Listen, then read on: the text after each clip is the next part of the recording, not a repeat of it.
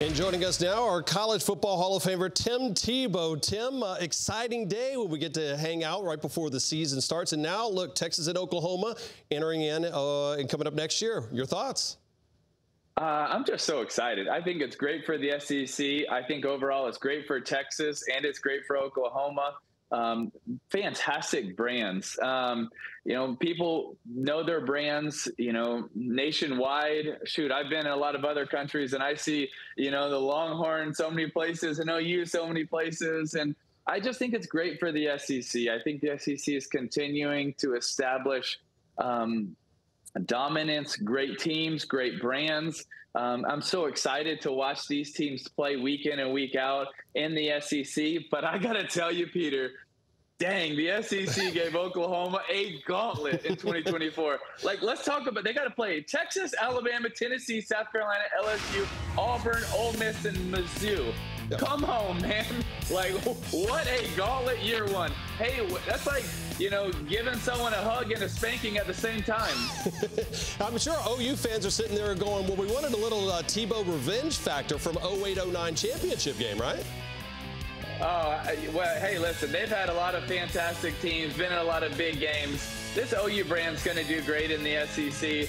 But, boy, I'll tell you what, they have a gauntlet. I mean, Texas has a hard schedule, but you look at that OU schedule. Whew, they might need some help from that softball team. They've been so good. I was going to say, they were unbelievable. Part of the great rivalry that's going to be part of SEC softball coming up when they join as well. Chris Doering joins us now, another former Florida great. And CD, let's talk. Look at you, man. I like the green, baby. I love it. Thank you, bro. Always appreciate the when Timmy gives you the seal of approval. That's good stuff, man. Thank you. Well, what was your seal of approval when looking at the Florida Gators schedule, CD? Yeah, I think the thing to me, and Tim would agree, I believe, there's no school, and I'm going to say we for a second here, nobody that has more rivals in the SEC than what Florida has. And I was worried about which of those we were going to lose. Well, we keep Georgia. We keep the Tennessee rivalry, which is so big. We keep LSU, which is a big one. We keep Kentucky, which I think has become a rivalry for Florida fans, particularly with Kentucky winning 3 of the last 5. And you look at a state championship that'll take place as well, getting to play Miami on the schedule again, Florida State and UCF. Tim, I know that they didn't do Billy Napier and staff any favors, but from a fan and alumni standpoint, this is awesome.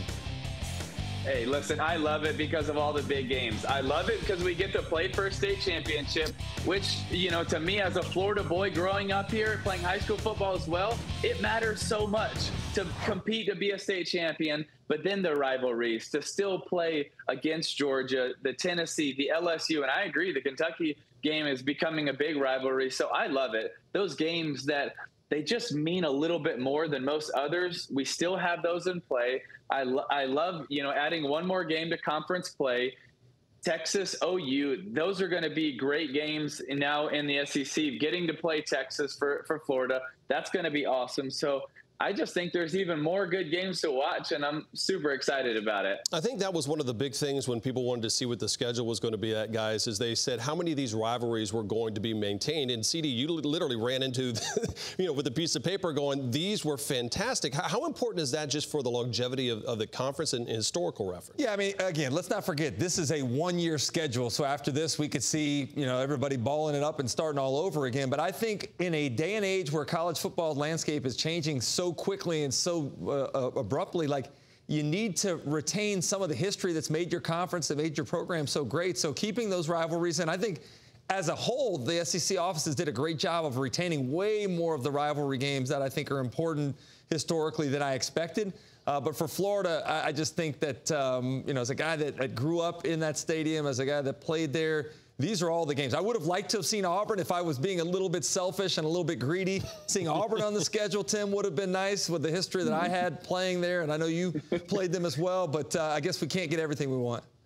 Hey, CD, your history against Auburn was better than mine. I was 0-2 against Auburn, so I'm okay not seeing them on the schedule. But I agree with you. I think the SEC as a whole did a really good job of creating some new exciting games, but also keeping the tradition, because what makes college so special is the tradition of the rivalries, and there's still so many of those in play that are going to get fans so much amazing memories and moments that they can watch their teams against their rivals, and I'm excited about it. I look at our schedule in 2024 and I think, dang, we got all the big ones and we get Texas, and I know so many different fans around the SEC are looking at the exact same thing. Yeah, they can't wait until later on this year when we actually announce the date, so that way they can get their travel plans.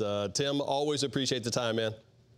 Appreciate you guys. Thanks for making me look bad with all your coats and ties. Thank you for watching ESPN on YouTube. For live streaming sports and premium content, subscribe to ESPN+.